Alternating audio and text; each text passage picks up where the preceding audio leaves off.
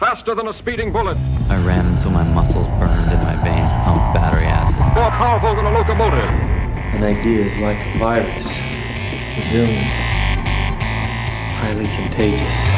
Able to leap tall buildings in a single bound.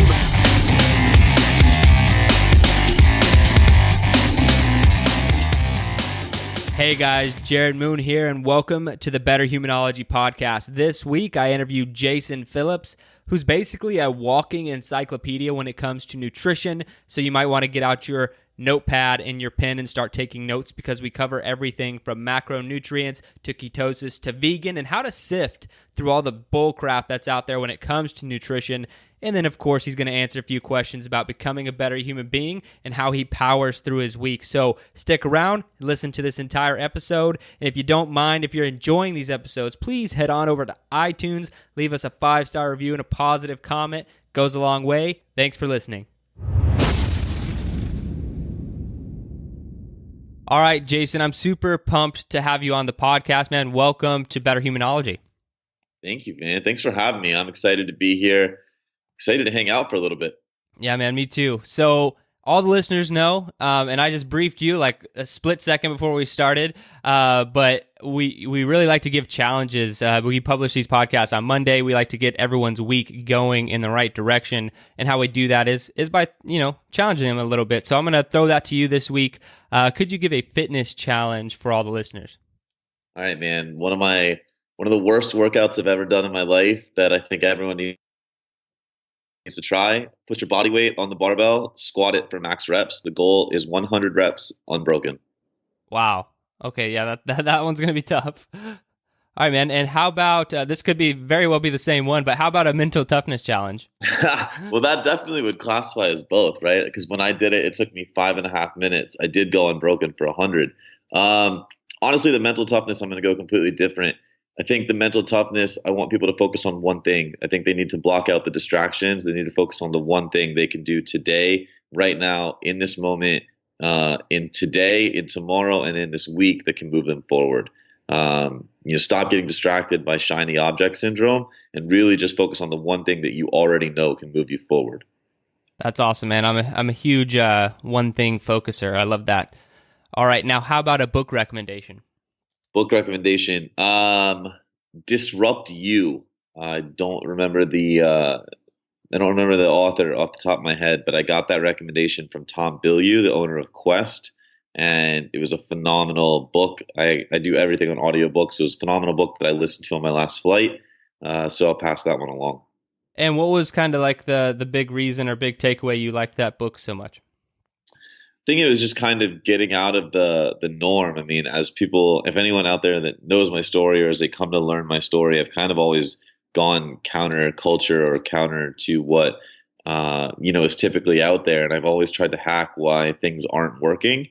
And this book was largely about that, figuring out becoming a disruptive marketer or becoming disruptive in your marketplace. And, as they'll come to learn in the nutrition space, I feel like our approach has really bucked the trend of generalization, and we've really brought individualization to the whole, to the space. All right, man. Well, I appreciate that. And, some people probably do know your story and some people probably don't know your story. So let's start there. If you could give us a little bit of background of kind of where you've come from over the years. I always joke with the guests, like, hey, if you need to start at birth and bring us all the way today, that's fine. But if you want to start, kind of wherever you feel like your journey began, and then we'll bring it to present day, and I'll be taking notes the whole time where I can, really dive into some of the points throughout your life.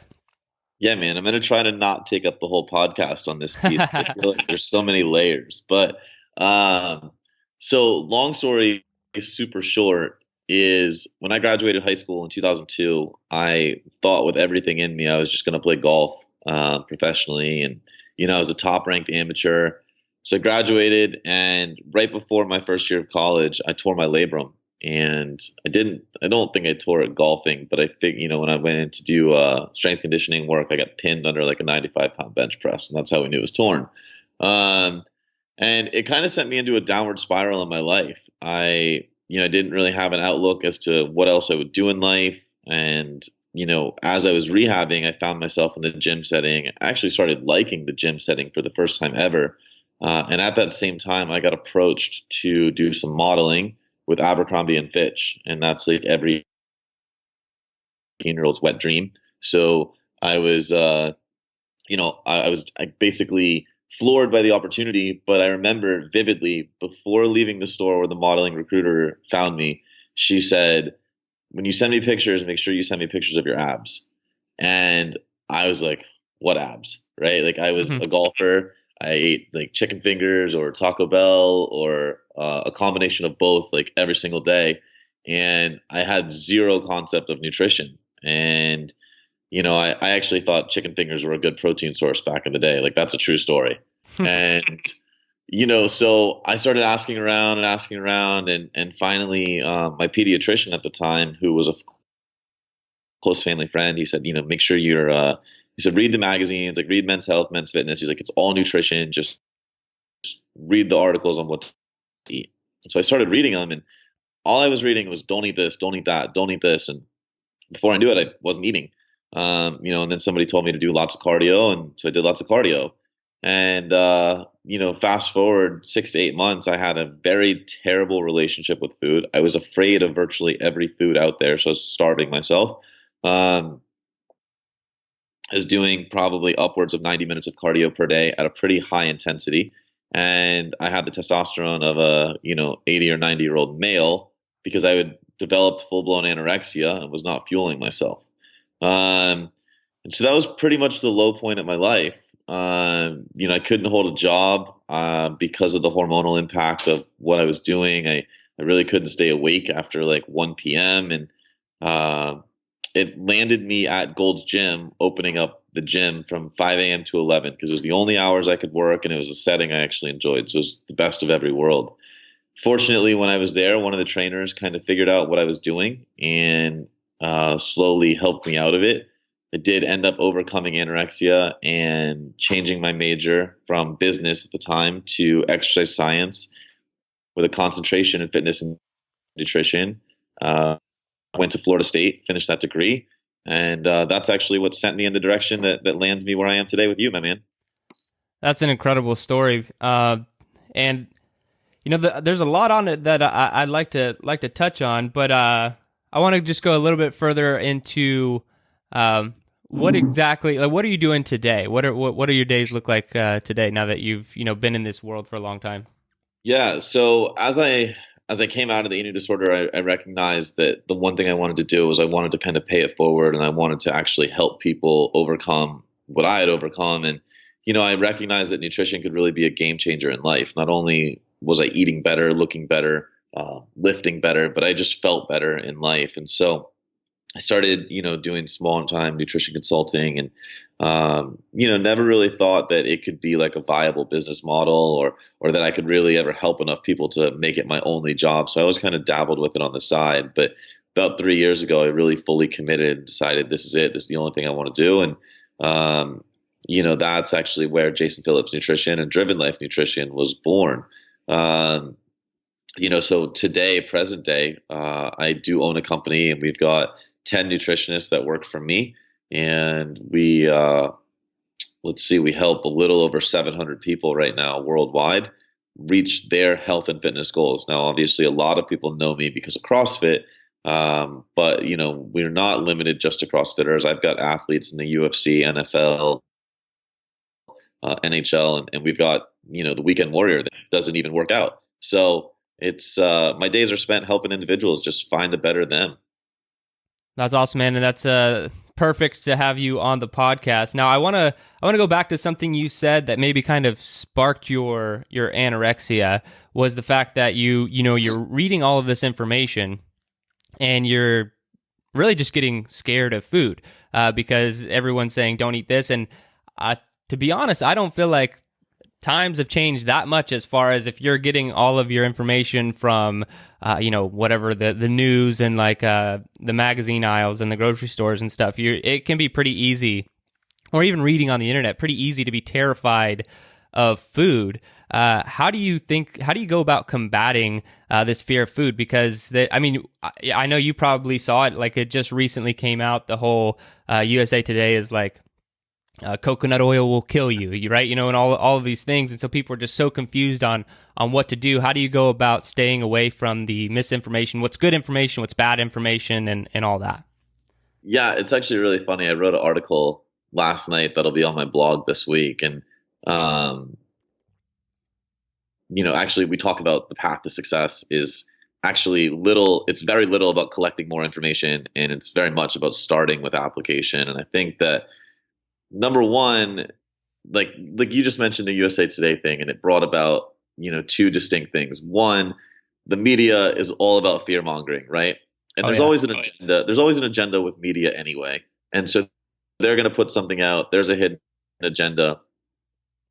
But then number two, there's these savvy internet marketers that are like, oh, well, the media put out a really controversial topic, so I'm going to make all of my content this week about coconut oil, and I'm going to make them feel like they need me. And all of a sudden now you're going down a rabbit hole of buying these $20 and $30 ebooks and, working with somebody that really has zero interest in you, but knows they can get your money because of this hot topic.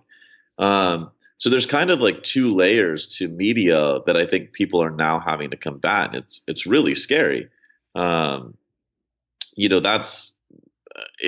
right. I mean, times unfortunately haven't really changed. And I think that truthfully, as you know, from somebody that, spends time on the internet and, has a business on the internet, it's content is it's key. I actually struggle with content because so much of what I do is application based. And I don't genuinely believe that any food is good or bad. I don't believe that any application is good or bad.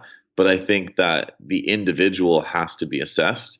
I think that, is carb cycling good or bad? It's great in the right application. I remember when I first came to the CrossFit setting, everyone's like, oh, paleo, paleo, paleo. And there's nothing inherently wrong with the paleo diet, but there's a lot wrong with the application of a paleo diet to high level athletics. So I just think, again, like all of the information is never really conveyed in the media, and that's where everybody's missing the boat. Is they're hearing a very small side of it. And do you think that you're talking about the paleo diet, and do you think that there isn't necessarily? I'm really just asking your stance because you're very individualized, I think, person to person. So do you feel like there's not necessarily a good diet to follow? Like everyone has their own, or do you feel like there are some basic principles that everyone should be, adhering to? I think that if you want to dumb it down to basic principles, I think number one, it always starts with quantity. I think that you have to have an appropriate quantity of calories and or macronutrients. That's just like, that's factual. It's physiology. And, Gary Taubes and I could dispute it all day. I think Alan Aragon got his point across to Gary Taubes. Anyone that wants to YouTube that video, it's pretty funny. But that's number one. But then I would quickly point out that I believe food quality is like 1A. So I'm not going to go so far as these if it fits your macros guys where they're like, well, eat ice cream and donuts and whatever you want within your macros and you'll be fine. Where that background comes from is it actually comes from like the physique space. And those guys were saying if it fits your macros works to look good on a stage. And they're right. It does. Like there's undisputable evidence out there that several people have gotten ripped to shreds getting on stage. But that doesn't show, hey, what were their performance markers like? What did their blood work look like? What was their health status look like? And also the biggest thing, what was their relationship with food look like? Because if you examine a lot of them getting off physique stage, their ability to actually re-implement a successful diet post-show was pretty awful. But then at the same token, you look at the food quality zealots and they're out there and they're like paleo, paleo, paleo. And while food quality is great, if you eat 500 calories of chicken and broccoli, you're starving yourself. And if you eat 5,000 calories of chicken and broccoli, you're going to get fat. Like that's just the truth. Quantity control still matters. So my principles would be quantity control with a massive emphasis on food quality. And I think if you actually start there, you've got the first steps together and you're moving down the right direction. All right, great. And I also think recently there's been a big push. I don't know necessarily what's driving it, or if it's just kind of an organic grassroots thing, but this overwhelming vegan push is what I've seen. It's just that and ketosis. Those are two things I'd like to talk to you about, because keto is the thing that I think is really just coming along. Yeah, I'd say keto number one, and then vegan number two. But I think vegan's a little more like, I don't know. I think more people are experimenting with it than I thought that they would, I guess. So I think almost every dietary fad comes along because it's a way of reducing calories. So the initial success you see comes from caloric reduction, right? And so the fad before this was fasting. And I think that we're almost out of the intermittent fasting phase. But if you take the intermittent fasting diet and you're shortening a window of eating from 24 hours to 12 hours or 8 hours or whatever they're doing, like the chances are most people, unless they're tracking their food, and they're probably not, are getting into this because, or they're, if they're undertaking that window, they're just reducing their food intake. And so they're going from 3,000 calories a day to 1,500 calories. And, assuming all things normal, that's going to help them lose weight. Well, the same would be true with vegan. If you're all of a sudden eliminating all of your animal proteins, chances are you're not going into MyFitnessPal and making sure that you hit your macros on proteins, carbs, and fats. So essentially, you've reduced your overall caloric load. From a health perspective, there really is some research out there that validates reduction in inflammation and some improvement in health markers. But I think that's really where the genesis of the movement comes from, and why people started seeing success with the transitioning to a plant-based diet. And what are your thoughts on ketosis? So, I will always return that question with a question. What are my thoughts on ketosis in what realm? And I'll tell you, the first caveat I think is right now I'm hearing way too many people lumping ketosis and fasting together. You do not have to be keto to fast. You also do not have to fast to go keto. That's the first thing that I would put out there. But yeah, I think relative to keto, I would ask what are my thoughts on which piece? Yeah, I guess that. So not the fasting part, just actually transitioning your body from using carbohydrates as its primary fuel to fat. Not necessarily any fasting involved. And I would say not, because it has applications for people who are sick with cancer. It has applications for athletes, but I'd be more interested in what your thoughts on kind of the performance and the other guy. You just putting the work in the gym. What do you think that the application is there? If it's necessary, not necessary, more for performance? So I don't really think it's necessary at all. I think that athletes have performed. I don't think that you've ever seen a high-level athlete, and correct me if I'm wrong, because I would actually love to research it if you have an example that I'm not aware of, but I don't think you've ever seen an Olympic gold medalist, somebody win on the PGA Tour, somebody that was an MVP in the NBA or NFL that comes out and says, I did the keto diet. I don't have any of those examples off the top of my head. And so I think that if you actually look at the people empirically that are performing at the highest level, there's a carbohydrate involvement in their diet. Now, obviously, there's lots of research coming out on the keto diet, and I think keto in the right applications is a phenomenal diet. My dad just had cancer, and as he was going through radiation, my suggestion to him was to be on a keto diet, or at the very least a paleo diet. Again, my dad's not working out. My dad's older. So there's a lot of things in there that are going to benefit him. But, somebody that's trying to win the CrossFit Games and somebody that's going through radiation with cancer are two completely different populations. And unfortunately, the media likes to lump everything together and likes to say, oh, well, keto is the new diet and everybody should be keto. If you're an endurance athlete, I think Jeff Bullock did a study on high-level endurance athletes with the keto diet. I think there was some pretty good success there. I think, but if you look at CrossFit, it's far too glycolytic, meaning it requires, carbohydrate as its main energy source. And you're just not gonna perform. And unfortunately, I think you're actually going to see hormone decrement. I think you're going to see adrenal issues. I think you're going to see cortisol regulation issues. And I don't think that there's an application there. I will say, and somebody told me about this, I haven't seen the study, but supposedly there's some exogenous ketone studies coming out that are showing people can stay in ketosis with the ingestion of about 300 to 400 grams of carbs using these exogenous ketones. And I think that would be like the piece of the future. If we can figure out how to get carbohydrate ingestion while keeping a ketogenic state, then we might be hacking something in the future. But I don't think we're there yet. That's awesome, man.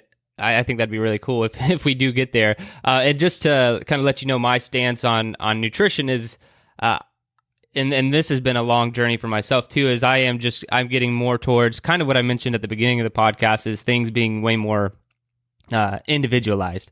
Like I can't come out and tell somebody, this is the, paleo is the diet to follow. I like some of their principles as far as, like you said, focusing on quality. That's a big reason I like hanging around paleo people, because they're at least focused on the quality of their food. But I don't know if any one camp has it 100% correct. And I think that's largely in part to people needing to be individualized. Even Rob Wolf's brand new book, Wired to Eat. I was actually surprised. I mean, he's obviously a huge paleo advocate, but in his book, he was basically like, hey, as long as we can regulate, your blood sugar levels, and he has like his 7-day carb test and all this other stuff in the book, like you're going to be fine. And I was like, okay, everyone's kind of moving in that direction. It seems like, this more individualized approach. Now, to having said all that, I would like to kind of talk macros a little bit. Do you think that there are, there's a set macros for different goals, or is that largely individualized too? And you wouldn't be able to really give any recommendations, because you wouldn't have enough information?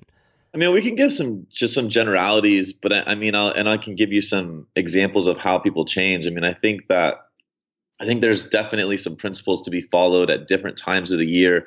And so, the one thing I can give you in terms of a generality is what I've really brought to the space in the last year and a half is the concept of nutritional periodization, irregardless of your goals. But we'll use an athlete as the goal first. One of my athletes was actually just in town with me this weekend. He left last night. And last year when he went into the Open, it was our first Open together. We had only been working together for 2-3 months. For us to have him at an appropriate body weight in the Open, I mean, his carbs were sub 300. We were having to bring his carbs down even lower, 1 day per week, so that we could overfeed him and help him recover right after the events. And it was a rougher time. Well, when we went through the year, the 4 phases that we went through is coming out of the Open, we prioritized proteins and fats because of the hormonal recovery needed from such an intense phase of training. So we went through a brief hormonal recovery phase. We really didn't look at the scale very much there. It was all about creating that recovery environment.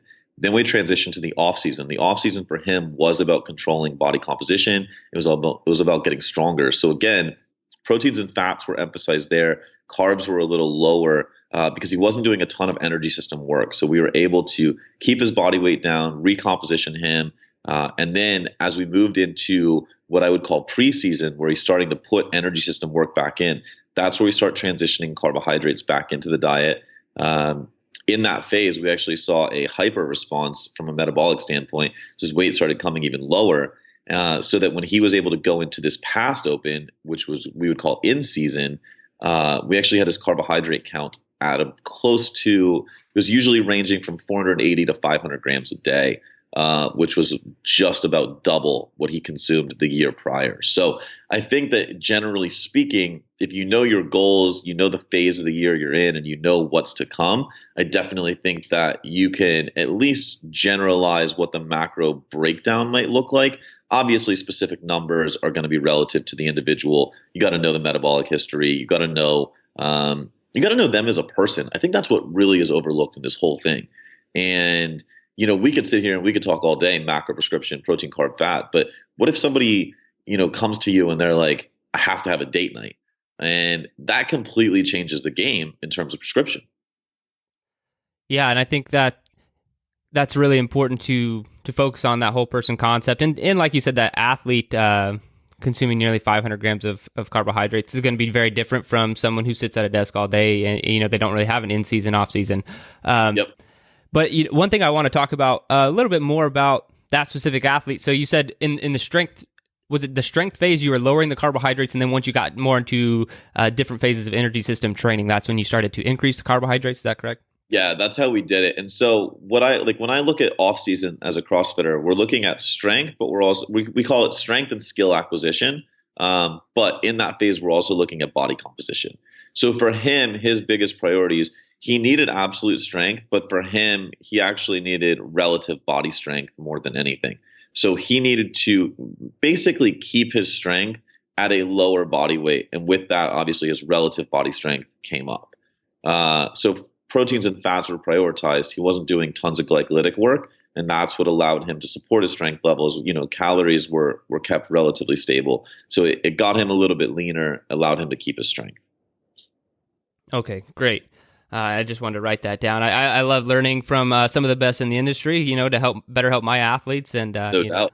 So I do want to ask you, this is kind of a broad, generic nutrition question, and you could take it any direction you want, or we can have a conversation. But I want to know if there's any one, I don't know, let's see, I hate to use the word pet peeve, but just irritation you have or common misconception. I don't want to necessarily say pet peeve because that would just mean you're annoyed by it. I'm more interested in something that you see that a lot of people believe that you either disagree with or is not true through your own experience.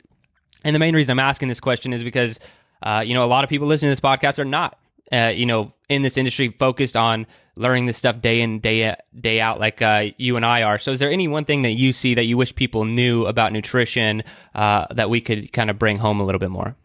Just so that I have quick background and I can answer this question better, are the majority of your listeners more performance focused, cosmetic focused, a blend of both? Are they kind of in the CrossFit space? I would say more performance focused. Yeah, strength and conditioning primarily, but I wouldn't say that we have a lot of people trying to get to the CrossFit Games. Got it.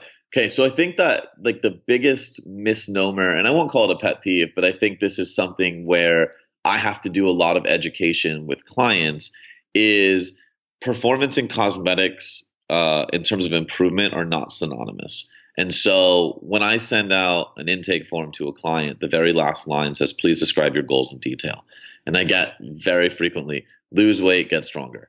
And the reality is, if you want to lose weight, you have to be in a caloric deficit. If you want to get stronger, you usually at minimum have to be in caloric maintenance. And don't get me wrong, there's people that will hyper respond, there's hormonal situations, and there's training age considerations that can get you stronger in a calorie deficit. So I'm not saying it's an absolute statement, but for the most part, that holds to be true. And so I think that people have to understand, just because you're super ripped doesn't mean that you're performing well or even that you're healthy. And just because you come to me saying you want to perform better does not also mean that you're going to inherently look better right away. I do think long term, when you're at your peak performance, you will find some optimal body composition, but that may not be an immediate adaptation. Okay, so just say kind of hey, if this is your goal, you need to know exactly what you need. I think everyone has to get super clear on their goals. And I think that if you use the top level athletes like a Matt Frazier or, Rich Froning or, even Brent Fikowski, I'm privileged to know Brent, but, they don't walk by a mirror and look at their six pack, right? I mean, the way they look is a direct result of their training and the food that they're eating to support their training. But Matt is pretty open. He eats Ben and Jerry's every night, and he knows it's that from a recovery standpoint. And anyone that's spent time around Rich knows that Rich doesn't shy away from milk or peanut butter and jelly or donuts or any of these things. And so the way these guys eat is 100% revolves around recovery and fuel. It's not about, hey, what am I going to wake up in the morning? What's my body weight going to be? What is my body fat percentage going to be? What am I going to look like in the mirror? And I think that's where, a lot of people come in. They're like, well, I want to be better, but I want to look a certain way. And, there's two ways to go with that. One, I can try to help create that understanding, or two, we look at that periodized model. Using my client as the example, he knows coming out of the open, that's that 6 weeks is where he'll look his worst. And then we go right into body comp phase. And then he looks phenomenal the rest of the year into the open. And so there's about a 6 week window where he's got to mentally get strong and realize it's all about recovery. everything else, we can prioritize some body composition with his athletics. So it's just, again, that's somebody has to know themselves, or a coach has to really help them understand themselves and their goals. And do you work with anybody, I'm sure maybe a few people, who just strictly has the goal, like, I just want to be healthy and like maintain? Do you 100%, man. And those are my favorites, because then it's, there's a lot of steps we can take. And, again, it's just like, it's different degrees. I mean, if you come to me and you're like in a disease state, obviously health, it has to be the number one priority. If you come to me and you're training regularly and your macros aren't in a terrible place, and we're just trying to make you stronger and healthier and live a more vital life, that's fun too. But I think that those people with that goals usually tend to be the most balanced in terms of state of mind. They're very rare. Like, it's kind of like the unicorn. You don't get a ton of those a ton of people coming to you with those goals. It's very fun to work with those people. Awesome, man. Well, I'm going to shift gears here with what we call the book question on the podcast. So say there's a nationwide curriculum implemented, and the president calls you up and he says that you are responsible for one chapter of this book. And so every single child in America is going to have to read your chapter and be tested on and pass before they can graduate high school. What would your chapter be about? Oh, man. Oh, dude, that's a really good question.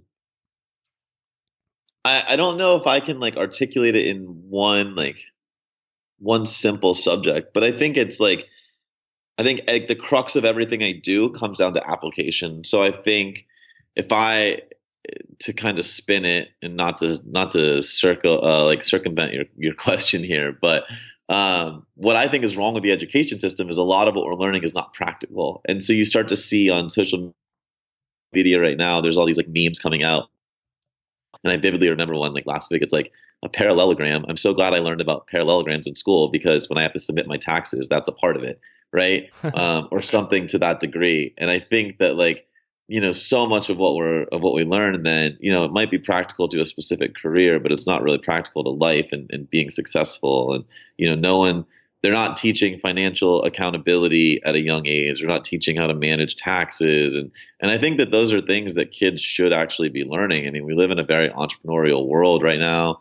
And the reality is money is a big part of life when you get older. How do you budget your money for your family, and to still save and allow yourself to retire? So I think that personal finance should be taught at a young age. I think personal accountability and self-awareness, and maybe that's very abstract, but I think if more people were to become self-aware, I think the world would be a better place. And I think if they truly understood what they wanted, if they truly understood who they were, if they truly understood the value they can add to the world, and where they need to go, irregardless of what people think of them, irregardless of what the world tells them to do, I actually think the world would be an awesome place. And I kind of take that principle from Gary Vaynerchuk, obviously a huge fan of Gary V, but I think that might be it. It would either be somewhere in the realm of personal accountability, but I think self-awareness would be the chapter I would make everybody read.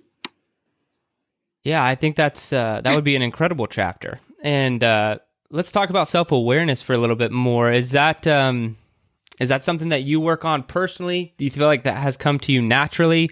I just want to know your story a little bit more. So when I got into like the nutrition space and subsequently the health space, I really was drawn to like personal development. And so I found myself following guys like Brendan Burchard and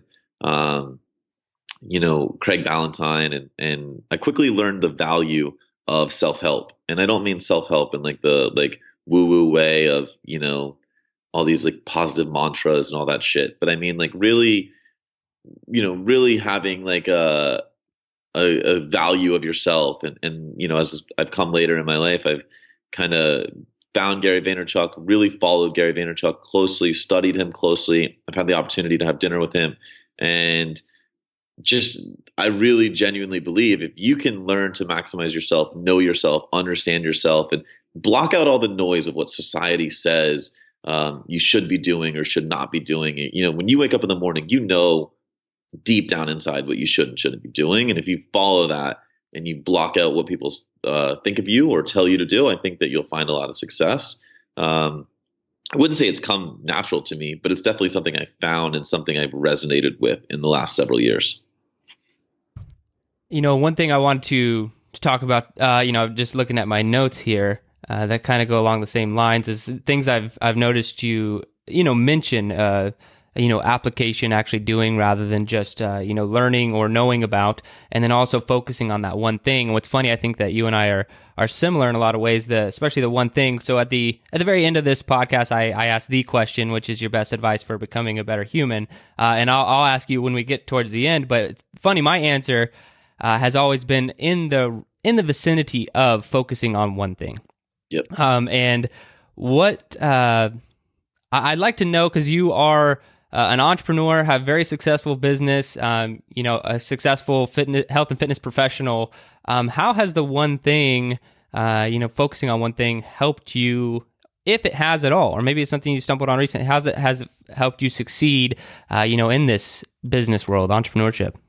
Yeah. So I think that actually it's helped me find clarity every single day. And I think that a lot of people wake up overwhelmed and you get out of bed, snooze the alarm a few times, kind of get up, you start thinking about all the shit you have to do today. You got to go to work, you got to, get the kids together. You got to do whatever you got to do at work. And then you got to communicate with all these people. And then you got to come home and you got to make dinner and you got to, your day is just cluttered and there's no real planning to it.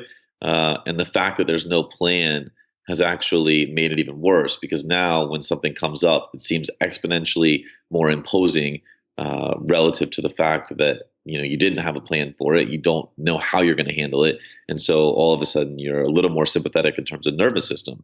So the one thing philosophy for me is I wake up every day and I really control my morning. And that's the one thing that I hold true to my life is I get up every day. I get my coffee from Starbucks. I get my Americano. Everybody that follows me online knows it's like necessity. I make the joke that I actually turned down a speaking gig because there was no Starbucks within 30 minutes. And maybe that's not a joke. Like I actually did do that, but that's part of my life, right? So my one thing is I wake up, I get my coffee, I do my planning for the day. It's when I do all of my content creation. And so most recently, I've actually talked about, I have 3 work days. I have my personal work day, which is 6 a.m. till about 9 a.m., where I do all my personal stuff. I wake up, I write my content. If I'm posting on Facebook that day, I write like my long Facebook post. I plan my social media content for the day. And then from about 9 a.m. to 5 p.m. is when I do client phone calls. And that's my client work day. I don't anticipate anything from 9 to 5 moving my business forward. I 100% think it's reacting to things that need to happen. It's for my clients. But if I'm planning to actively move something forward in my business, it's actually happening from 6 to 9. It's not happening from 9 to 5. Then after 5 p.m., that's my family work day. And that's where I go home. I work towards creating a better environment for my family, taking care of my family, putting them first above everything else that comes in. So if text messages or calls are coming in, those are secondary to my time with my family. And I actually think that blocking those times off has created such a clarity in my day that, I only check emails once a day from 7 p.m. to 9 p.m. And my clients know that and my friends know that. And so if you're going to get a response from me, it's always going to be in the evening. And I don't stress about emails anymore. And I know you're an entrepreneur as well. And when you first get into business, you're super on top of it and you're answering every email within 5 seconds that it comes in. And it almost becomes very stressful to manage your inbox. I have zero stress around communication with clients or friends anymore because I know when it's going to happen. So the one thing philosophy for me has created clarity. That's amazing, man. I think, one, I love the structure of your day, your emphasis on everything. I think that's incredible. So I really appreciate that answer. And I want to go one step further because it seems like you are a huge action taker. Also, you wouldn't be where you are today if you weren't an implementer, an action taker. Where do you think that came from? From failing a lot. So I'll tell you kind of like from an entrepreneurial standpoint, when I was 24, I was doing the personal training thing like a lot of 24-year-olds do. If you're into fitness and you're young, personal training is the way to go. It's a decent amount of money. It's very time. There's a lot of freedom in terms of time. And, you get to meet a lot of people. You get to hone your craft. And so I was training. I was living in LA. It was my first ever 6-figure business. I was doing like $12,000 a month in business, and I hired my first business coach. And his solution to me was, you need to be at the top of this business, not in your business every day. You need to go in, you need to outsource all of your clients to other trainers, and you need to run this like a business. And in theory, that's very good. I kind of half-assed the action, and my income went from $12,000 a month to $4,000 a month very quickly. That's a pretty big loss. So, I failed there. I kind of did the corporate thing. I went in, I kind of saw what some people do. I hated it. I didn't ever take action in the corporate space. Obviously, I failed out of those jobs. So I would actually argue where I am today as a result of learning from all of my failures. And I think that my biggest failures in life were actually not taking action. So that's what leads me to having the success in terms of being an action taker today. And go back to your personal training business. What did you over delegate your tasks and you lost your clients, or were you just paying too many trainers and so it cut your take home pay too much? I think I actually didn't. The pass off was not executed properly. I think I just kind of like came home one day and was like, to be fair, I mean, when you're making $12,000 a month, you're training people, you're training way too many people, way too many hours. And I was probably working 12, 14-hour days, and I was a little burned out. So I was so excited to be like, yep, passing them off to someone else. I didn't even ask the client if they were comfortable with it. I probably didn't ask the trainer if they were comfortable with it. And, before I knew it, there was really no money coming in. So it was a rough learning experience, that's for sure. But I'm glad I went through it. I really am, because it made me a better leader today. And, now having 10 coaches that work for me, I also understand kind of their capacity and also helping them grow as coaches. I realize that for my coaches, there's a very finite capacity as to how many clients they can take on, but I also understand the desire to create revenue beyond simply coaching clients. So I've actually helped them, and something we do in our business is helping each coach find an additional revenue stream within our business that can, as long as it's adding value to the world, then we're good. Oh, I think that's awesome. That's a great program or whatever you call it inside your company. I think that's a really good idea. I'm definitely employee first. I think even the supplement company that I helped found, is everything I've always done is with everyone else in mind first, and I'll do that to a fault, and I'm okay if I lose every day at life because I'm focused on the needs of others. I will continue to lose, because ultimately I have this North Star belief that one day I will win because of that. And if I continue to execute on that properly. So, everything I do is from social media content to getting on this podcast to the way I treat my employees. It's always, how can I add value to somebody else? And that's my one, forward moving belief every single day. Great, man. All right. Are you ready for the quick-fire questions of the show? Let's do it. All right. What's the hardest workout you've ever done? Well, the one that gave me rhabdo. Which one was that? Start with empty barbell, do 20 reps of back squat, add 10 pounds each side, go to 19, add 10 more pounds each side, so 20 pounds, go to 18. So you're adding 20 pounds, one less rep, all the way down to a single. The single ends at 425, and you do the whole thing per time. Wow. Yeah. And you got rhabdo from that, huh? 42 and a half minutes. A week later, I was hit with rhabdo. Wow. How bad? Were you in the hospital or? It was not in the hospital, actually. So basically for about 2 to 3 weeks, it felt like getting off the couch felt like a 500-pound back squat. And I mean, my legs just wouldn't relent. And then I had really extreme fatigue. We went to the doctor, we did blood work, and my kidneys were not functioning very well. And they had said that I either had mild rhabdo or that I currently was finishing mild rhabdo. So we went through like a small course of treatment. Wasn't terrible, but yeah, that thing messed me up pretty bad. Yeah, that sounds brutal. All right. In your opinion, what's the best activity for building mental toughness? Meditation. Is that something that you do? Something I'm trying to get more into. And I'm not mentally strong enough to stick with it every day. So that's why I can definitely say the more I'm doing it, the more I'm finding myself able to withstand the rigors of day-to-day life. I think if you can stay calm, irregardless of what's in your face, I mean, I think that's definitely a pretty good definition of mental toughness. So, and I think that you're actually starting to see a lot of people move towards this. I mean, I look at guys I know like Mike Rashid, Tom Bilyeu, some of the Craig Ballantyne, Bedros Keuilian, like some of the top performers in this world.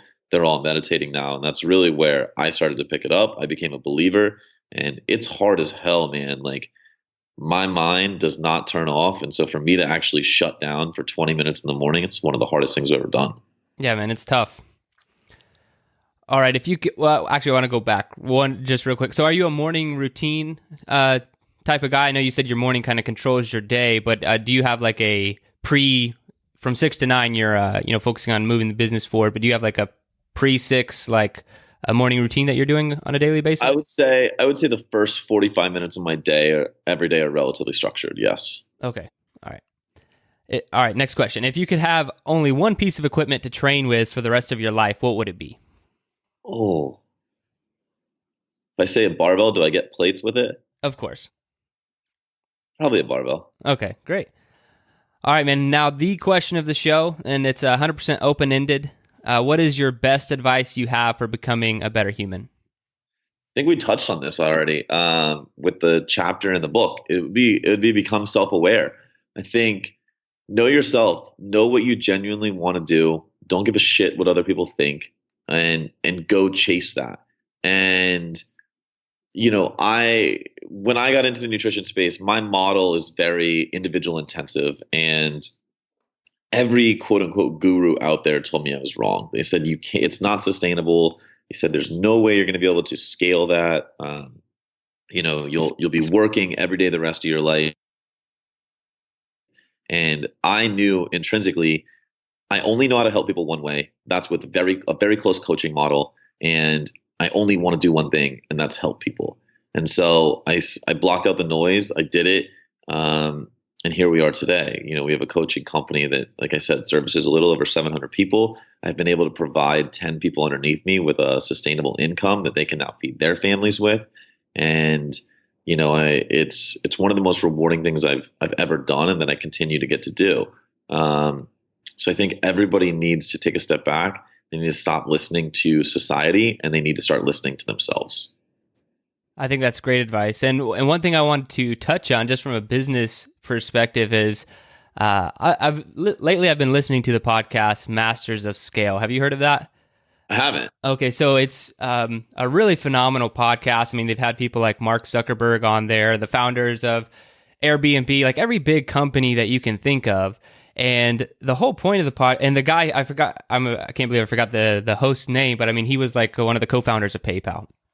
So really big names in business.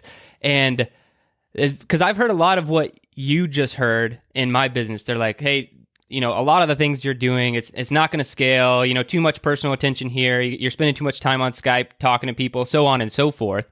But the people who are telling you that are, and what I've found, they have like maybe a really successful business, but they're not at the level of Mark Zuckerberg or like, the guys who founded Airbnb. And what this whole podcast is pointing out is that to really scale, you have to do a ton of things that don't scale at all. And I think that hearing that from you too, just really kind of solidifies that point in my mind. And I think that's really awesome. And then, bringing that back to being self-aware is like, what you should be doing. And so you're going after that. And look, you have this really successful business. You're helping a ton of people. I just think that's phenomenal. But that was just my 2 cents there at the end, man. No, I think that's extremely true. I mean, the truth is I've never even looked at it from what's scalable and what's not. I mean, at the end of the day, my North Star is how can I best add value? And I can't add an appropriate amount of value to you if I'm doing it in a way that I don't think is the perfect way. And the perfect way to me is one-on-one, and not in a group setting, and not in some, crazy internet marketing scheme. This is what I'm going to do. This is how I'm going to help you. And if it works, great. Because that's what we're in this for. And I actually think that if people get involved in their passion, I used to tell people all the time, I think, Dave Thomas was super successful with Wendy's because he really, really liked burgers. burgers. Like, I don't think he got into like flipping burgers and was like, man, I'm going to have this, multi-million billion dollar chain in Wendy's. He got in and was like, I'm going to make this really good burger.